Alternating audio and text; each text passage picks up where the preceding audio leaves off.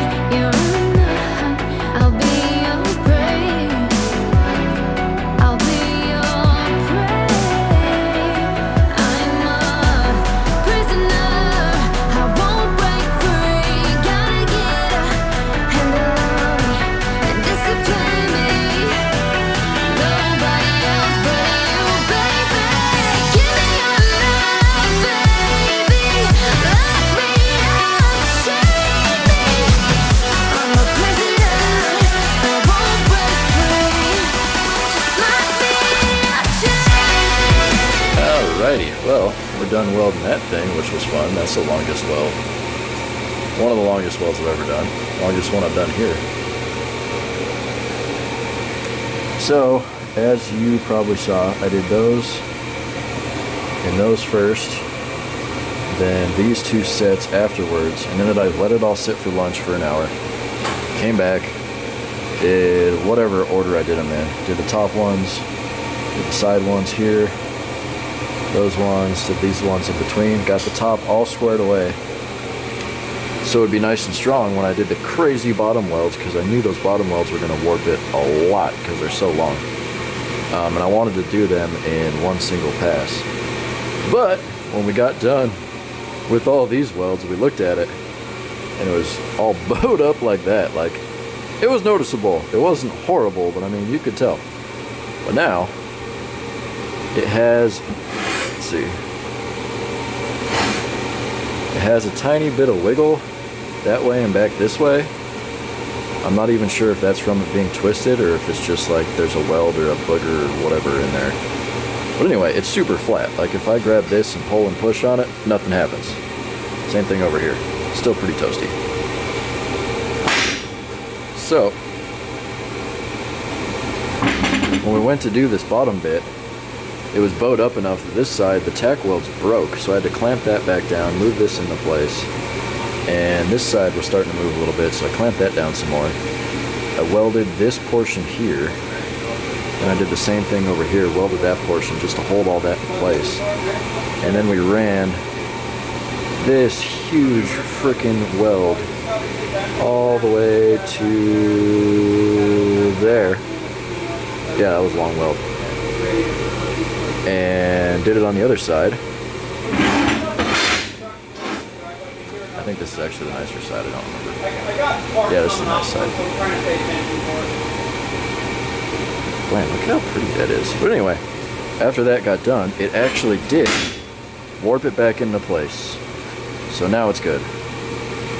Which I am pretty satisfied about and pretty pleased about, because that's pretty cool. And I think, don't quote me on this, but it might actually make the part stronger because it's under so much tension just from heat. There's a lot of tension on this part just sitting here doing nothing because of all the welds and because of all the heat that's been put into it. So it's pretty rad. Let's throw it on the truck. We're gonna sneak up on the new guy.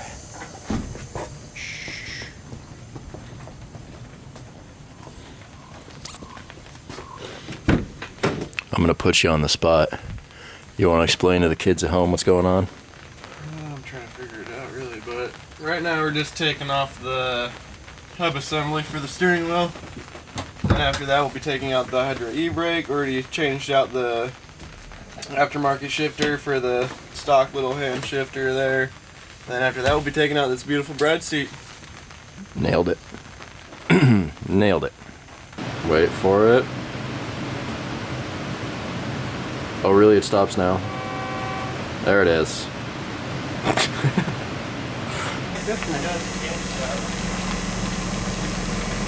It's the place where all your money comes to disappear. Oh no! Ruh-roh. Pulling up! Over there!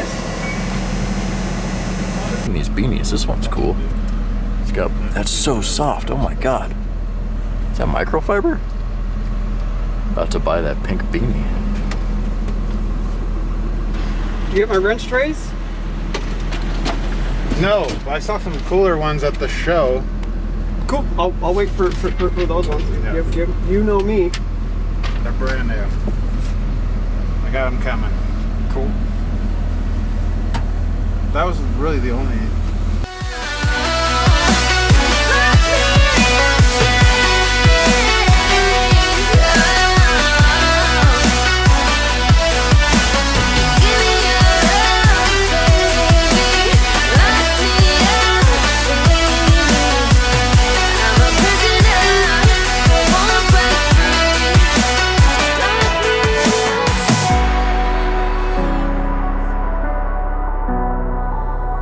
I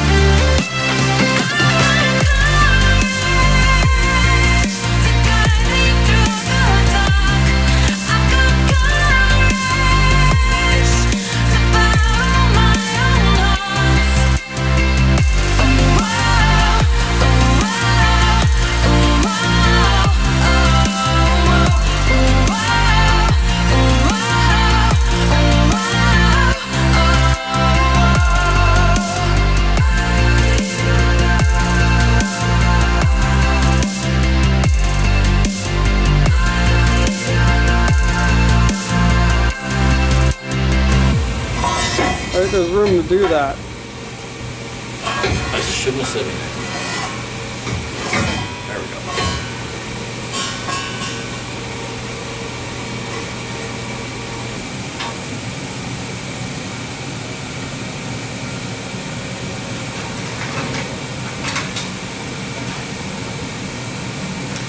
Ah, balls.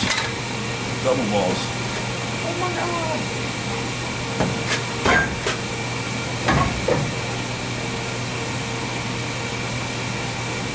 Alright. Clear. So you got it? Okay.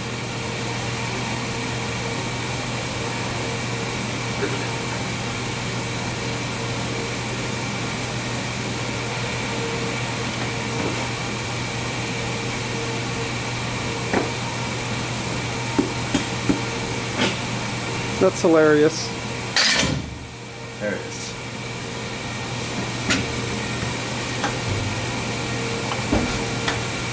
Right. We got the G ready to sell. We reassembled its interior back to its OEM components of this driver's seat, steering wheel, and shift knob. And then we moved on to welding together the transmission cross member that we made yesterday for Project Sacrilege. We got it totally done. All we have to do is bolt it into the chassis on Monday. And then Birdsong cleaned out the back of the frame where the cross members were for the original carrier bearing cross member and stuff. Got that all cleaned and ready for us to go ahead and start designing up the new cross member for back there to hold the carrier bearing and the support in front of the fuel tank. So we'll move on to designing that on Monday, and then we'll move on to also taking the seats out of the truck, and then we got to cut a channel in the back of the floor between the back of the seats and the back of the floor for the driveline since it went up. So we'll move on to doing that then, guys. But thanks for being here, guys. Thanks for your constant support. As always, you know the spiel. Please check us out at cougarhousegarage.com. Check us out at Facebook/CougarHouseGarage, and we are Cougar House Garage on Instagram, guys. Tune in next week, and we'll continue working on Project Sacrilege here. We should only have another couple days of work to do, and then we'll be done with that, and we can get that little Toyota pickup in and get its 2JZ mounted. And then after that, we can move on to Eric's truck, the Chevy straight axle project. So that'll be pretty fun. So, all right, guys, catch you in the next video.